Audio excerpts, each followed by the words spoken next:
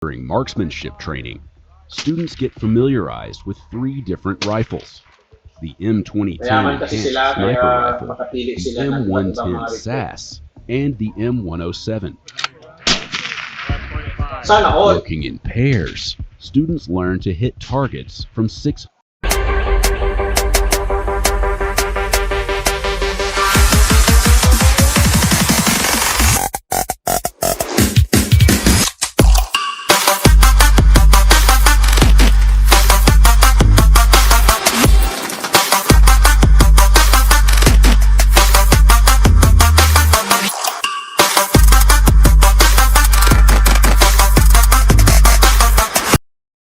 Magandang gabi sa inyo lahat.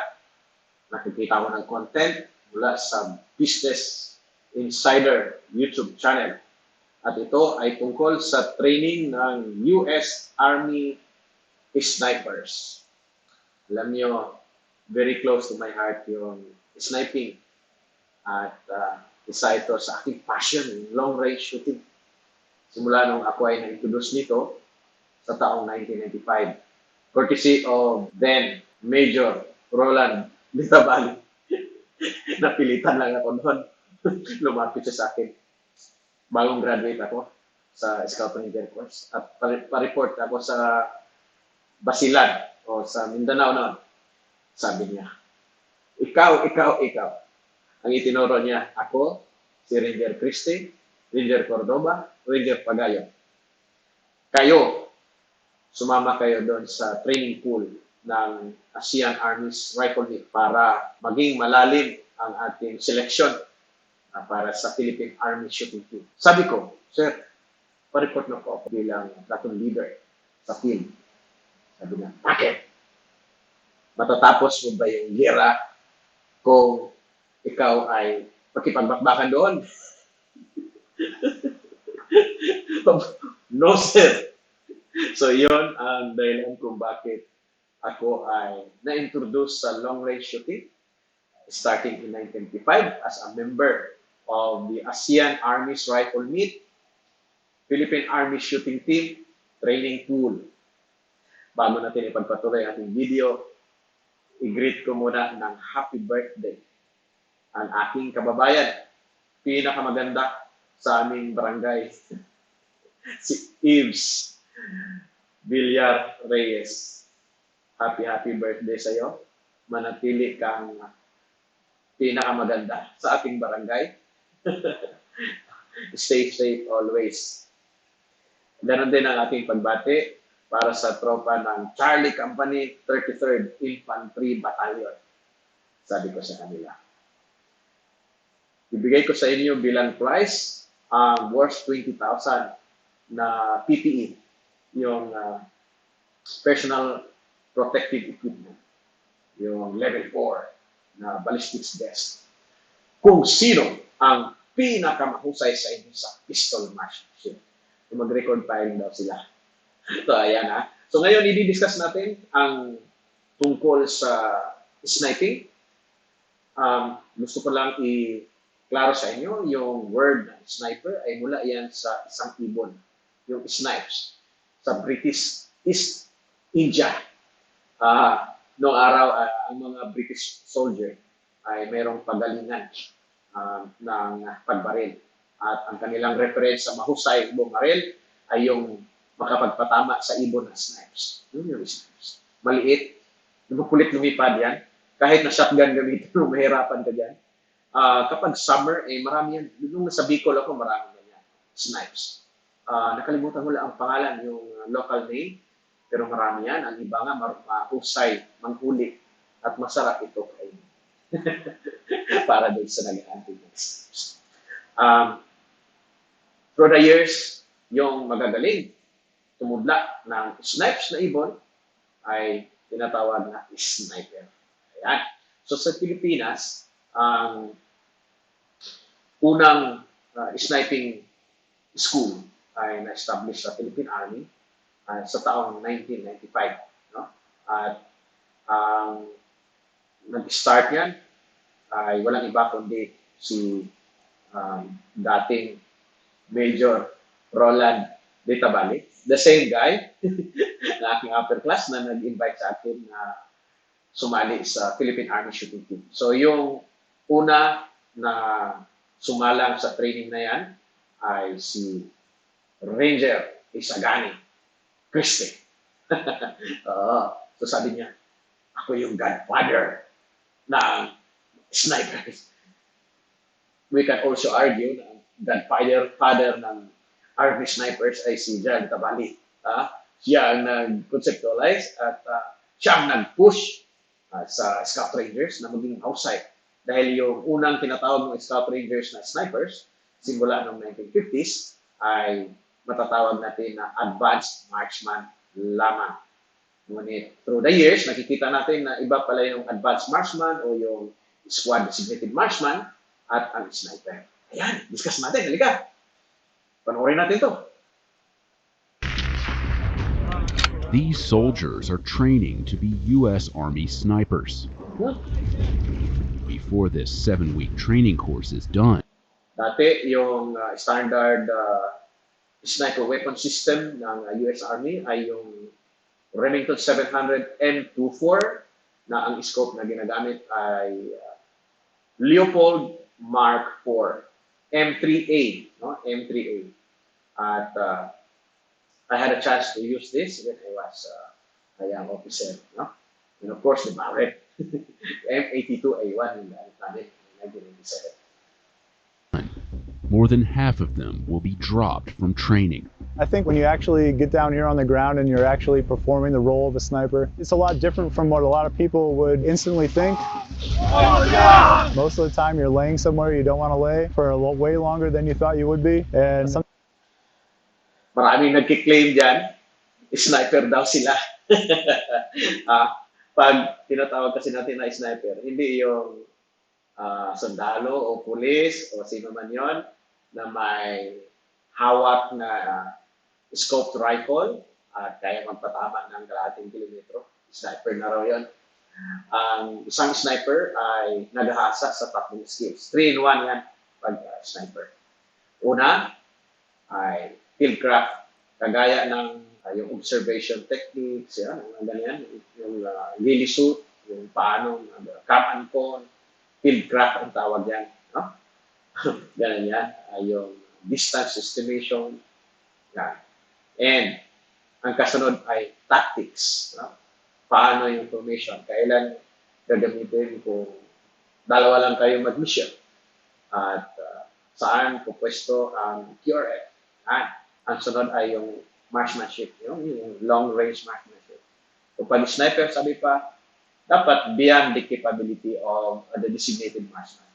So sa Philippine Army, designated marksman ay required to hit man-sized target up to 500 meters. Ang snipers naman ay dapat 1,000 meters. From 500, 600, 700, hanggang 1,000 meters. And because of that long-range requirement at yung kanilang performance ay dapat mataas level ng kanilang accuracy, ay kailangan na mahusay ang kanilang equipment. Ang tao ay hinasang mabuti, ang kanilang equipment ay yung top of the line. Sniper rifle, kagaya ng M24, isa sa pinakamahusay na disenyo ng US Armed Forces. At ang bala na ginagamit namin ay tinatawag na match grade ammunition. So yung magandang equipment, sabayan mo ng taong mahusay, the man behind the gun, tuturuan mo yung tao ngayon doon sa tatlong skills, fieldcraft, tactics, marksmanship, at saka sa marksmanship naman ay kailangan mahusay yung gamit at yung tao mismo. At kung lahat ng mga conditions ay masatisfy natin, then we can come up with highly competitive na mga long-range shooters. Tawagin natin na snipers. Yan. sometimes it's fruitless and sometimes it's not. This is the U.S. Army Sniper Course. Let's go, guy. Keep moving. where soldiers from the Army and National Guard learn essential skills in sniper fieldcraft and marksmanship. Soldiers leaving here are going to leave a more lethal soldier than they were prior to arriving. Kung makita niyo, may gamit sila ng gas guns or semi-automatic na mga sniper rifles. At meron din silang bolt gun. Kung nakita niyo, yung kanyang nag-manipulate siya ng bolt, tawag yun, bolt rifle, bolt gun. There are more than 2,000 snipers currently serving in the U.S. Army. Their primary mission? Placing long-range precision fire on key targets. But being a sniper goes beyond pulling a trigger. Let's go! Insider spent 2 days at the U.S. Army sniper course at Fort Benning, observing. For shooting support, mayroon silang tripod ginagamit. Marami. Pwedeng field expedient shooting support. Pwede kang manguha na lang ng sangad dyan, gawa ka ng field expedient na tripod, which is tinuturo din naman sa sniper training. Different classes at various stages of training, including marksmanship, range estimation, target detection, and stalks. Alam mo yun yung binabanggit niya? Range estimation. Hindi lang ganun kadali yun. Dahil, para makapatama ka sa target ng maayos, mabulsay mo yung target, kailangan in the first place, alam mo ano ang kanyang range, ano ang layo. Dahil, sobra na sa kalahating kilometro, kung aralin mo yung tinatawag na ballistics data, yung paano behavior ng bala at different distances. Makompute mo yung tinatawag na bullet drop. Diba? May effect of gravity. Okay? Marami ang mga factors that will pull the bullet downwards, no? Maliban sa gravity. Yung humidity, maka-apekto yan. And kung yung temperature, barometric pressure, yan, yung lahat na yan, elevation. At lahat na yun ay inaalam mo, kinukompute mo, para malaman mo ano ang bullet drop at a particular distance for the bullet that you are using. At depende yun kung anong klaseng bullet. Kaya isang shooter ay talagang dapat matalino, nag-iisip.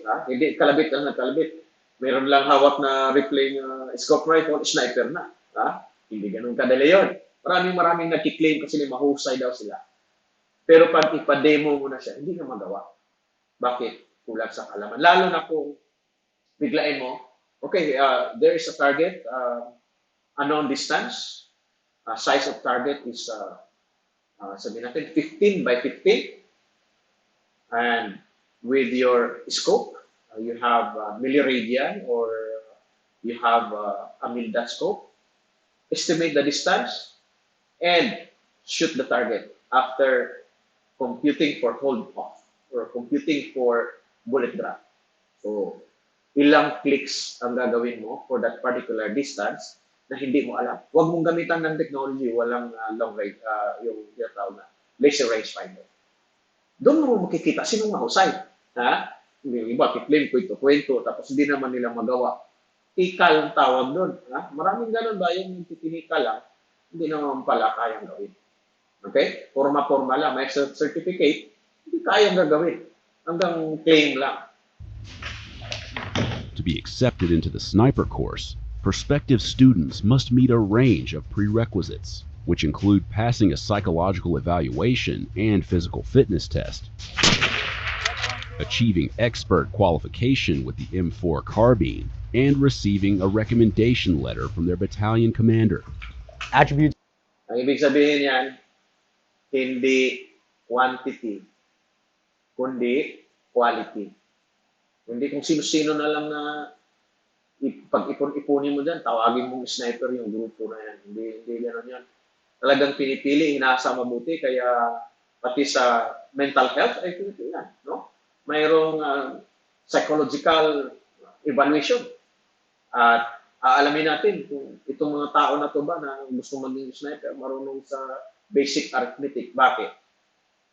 Yung long range shooting ay may requirement for you to compute for Halimbawa, i-convert mo from MOA to meals. MOA to meals na. Minute of an angle is an angular measurement that is equal to 1.047 inches every 100 yards or 1.14 inches every 100 meters. Something like that. Na dapat mo maintindihan at kung ano ang gamit mo na scope, nakikita mo yung value ng clicks, naintindihan mo yung meals, at alam mo ano ang value ng meals. No? Makompute mo ngayon ang bullet drop, ano ang value ng kanyang clicks, i-translate into number of clicks at a particular distance. Or, ilang meals, ilang dot, 1 mil ang bawat dot, in a particular distance, ang gamitin mo for hold off. O kaya, paano mo gamitin yung dots, yung meals, to compute for the distance of the target na iyong nakikita. Doon sa spotting procedure. Kung ma-spot mo yung target, makita mo, that is an M16, nakasandal yung M16. Gamitin mo ngayon ang iyong meal dots para makita yung height. Ang M16, alam mo, halimbawa, that is 39 inches. So, kung ipasok mo siya doon sa loob ng yung meal dots, then, mayroong formula yun. No? May formula to estimate for distance. Okay? Di ba very technical? So ngayon, kung ang dadalhin mo doon, mahirapan pa sa multiplication, division, problemado tayo. And even kahit ang iba, bibigyan mo na ng calculator, hirap pa rin. Kaya kailangan medyo high IQ and high EQ din, emotional quotient, dahil pasensya, yung patience ay very important na trait ng isang sniper. Di ba? O, ganon ang kagaya ng mga snipers ng World War I, World War II. Antay ang tagal-tagal. Tingnan mo yung Battle of Stalingrad, di ba? Si Vasily Zaitsev at saka na si Major Konyin. Gaano sila katagal mag-antay sa kanilang hide site para hanapin nila saan yung kaway ko dito. Yan. Yan po yun. Okay. Although both male and females are eligible for entry, only one female student has attended the course, graduating in 2021. Training is Meron na split silang, into two meron na silang categories: female. fieldcraft and marksmanship. All right, 5 minutes to dry fire kids now. During marksmanship training, students get familiarized with 3 different rifles: the M2010 Mayaman kasi enhanced sila, sniper kaya rifle, makapili the sila ng iba't ibang mga M110 rifle. SAS, and the M107. Shooting has always been the fun thing to do. You know, it's what everyone wants to go do. They want to go shoot. Sana all. Working in pairs, students learn to hit targets from 6 Sana all, may 3 klaseng sniper rifle na pwedeng pagpilian at hasain mo yung sarili mo sa iba't ibang sniper rifle. Yan, ganyan ang mayaman na bansa. Sana all, yun lang sabi. 100 to 1100 meters away, alternating between the shooter and spotter positions. Napuntahan ko to nung nasa Fort Benning, Georgia ako. Yung kanilang training. Ang laki ng parang buong probinsya, yung Fort Benning. All right, so you're going to dial 5.4. Before participating in graded events, the soldiers spend time on the range gathering and confirming dope or data on previous engagements, which includes temperature, altitude, humidity, and even the weight and velocity of their ammunition. Give me a 7.8 elevation. This data informs the shooters of how to adjust their rifles in order to hit. Yan ang sinasabi ko. Marami nagkiklaim na sniper, hindi nila naiintindihan yan. Minsan, ang scope ay naka-milliradian, no? Yung click niya, milliradian. Ang iba naman ay naka-milliradian na rin, pati doon sa, doon sa kanyang, di ba, yung sa optics, yung reticle, expressed in mils. Tapos dito sa pag-i-click mo yung kanyang turrets ay in mils na rin, no? Bawat 1 click is 0.1 mil, something like that. So, you must be highly proficient in the technical side of shooting. Ito yun. Their targets in any situation. Morning, target, stand by for wind. Students also have to account for wind and how to properly read it on the path to their target. Left point 2.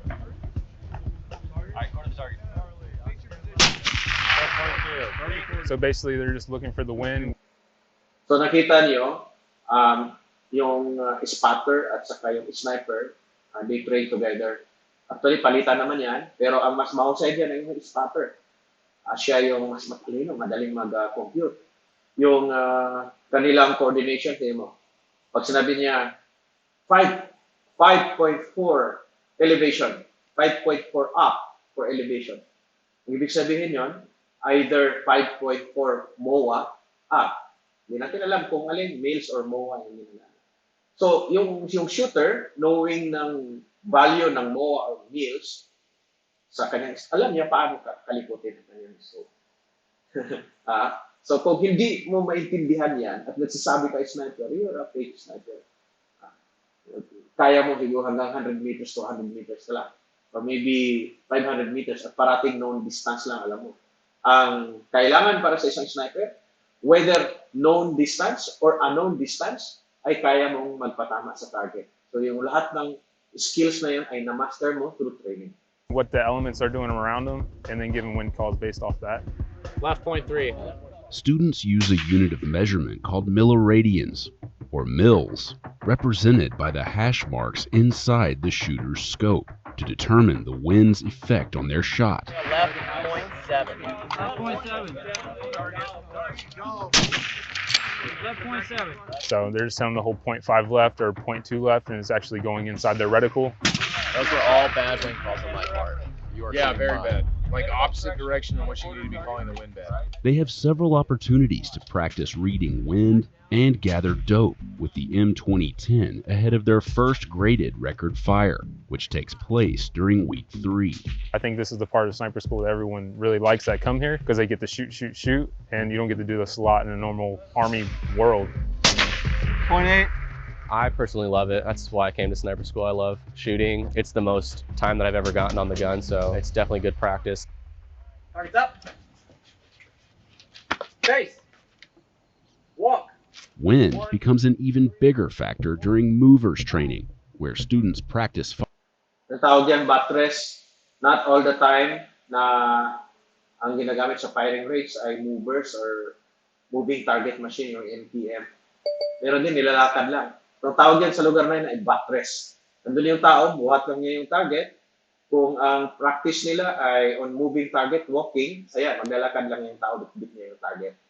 And ang sniper ay dapat maalam siya ano ang lead na kanyang gagamitin for the target size and distance, no?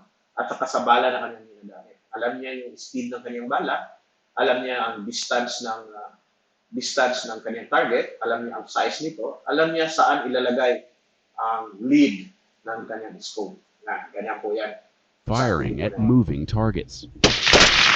When you go down range, your targetry, i.e. the enemy, doesn't typically want to stay in one spot when you start shooting at them. So this helps them get into the right mindset and get them the tools and techniques so they can engage those targets effectively. Working in pairs, students fire at moving targets ranging from 200 to 600 meters away and have 2 minutes to move between firing positions. One mil. I got 1. Yeah, that's what I got too. Shooters measure the target's speed in mils and must factor in their movement when determining where to aim their shot. Lead's going to be 0.8. Wind's moving from right to left. So they're calling out those numeric values in mils based on what they should be holding left, right of the target as it moves across the range. 0.8 mils. So kung mag-move papunta sa left, for example, syempre yung lead mo andun sa left. Kung gaano ka layo yung mula sa center reticle, ang layo yung lead mo, pag sinabi ng 0.8 mil, alam mo na yun yung ililid mo. Okay?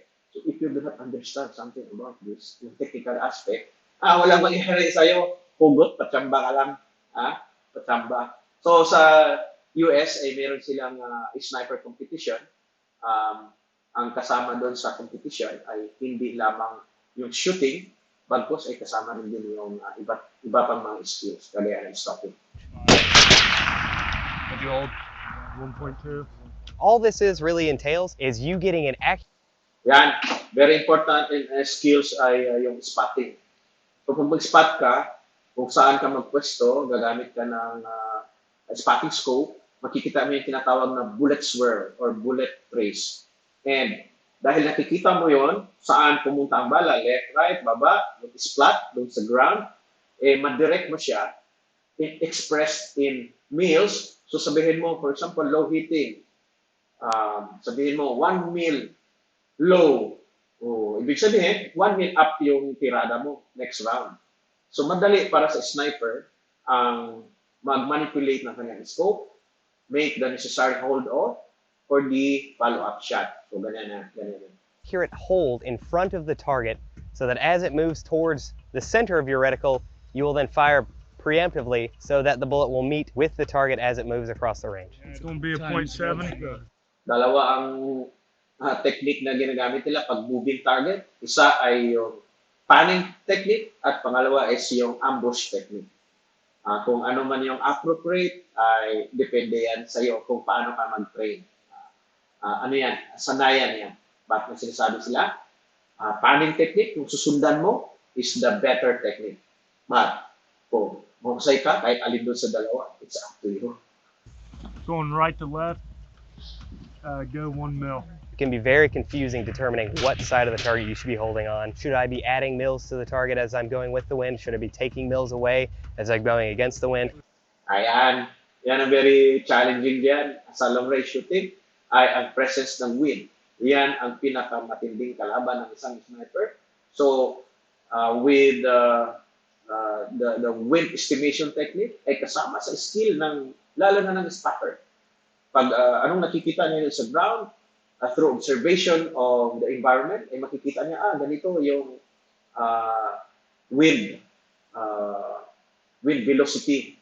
At ito ang value in mils ng iyong ilagay doon sa iyong either sa pag-adjust mo sa windage or sa gagamitin mo na compensation o yung hold off. So, not really easy. No? So, para sa mga nag-aaral sa sniper, this is a very nice one. Kung kayo ay nasa Philippine Army, you just need to be SF or Scout Ranger qualified para ikaw ay pwedeng ma-consider sa sniper course. And malayo pa tayo, marami pa tayong dapat matutunan sa sniping. Kung nakahawak tayo ng sniper rifle o optics, hindi ibig sabihin na magyabang-yabang na tayo ay isang sniper dahil napakadaling hulihin kung marunong o hindi. Dahil yung technical side niyan ay minamaster. At ito ay sa pamamagitan ng continuous training. Hindi pwedeng nag-aral ka noong taong 2000 and tapos na. Hindi. Dapat continuous yung pag-aaral at actual mo rin pinapractice. Dahil minsan nakakalimutan. At ako minsan, nag-a-adjust ko ng ganito. Ay, ganito pala yung scope na to. Hindi ito ka-fresh nung gamit ko. Ano yan? So familiarity with the equipment and yung with the advent of technological advancements. No? Maraming mga kagamitan ngayon na dapat din nating alamin. May ballistics computer nasa relo. Merong nasa Garmin, no? Merong automatic na nasa Kestrel. Andun na lahat. Right? So lahat yun ay alamin natin, pero ang pinaka-importante ay hindi mo i-replace ang tactics sa technology. Minsan, highly reliant sa technology, pag tumigok na yung battery o nasira yung technology, hindi na alam ano ang gagamitin, hindi na kayang gawin ang distance estimation, wind estimation, at yung hold-offs na gagamitin. Ayan, so I hope you like our content for tonight. Good vibes, lalo na sa mga aspiring na maging army snipers. Lapitan niyo si Ranger Christe. Siya ay magbigay sa inyo. Sabi niya, godfather siya. Hindi, father lang kasi ang godfather ay si Lieutenant General Ronald de Tabali, yung idol namin sa shooting. Yan, maraming salamat at good vibes sa inyong lahat.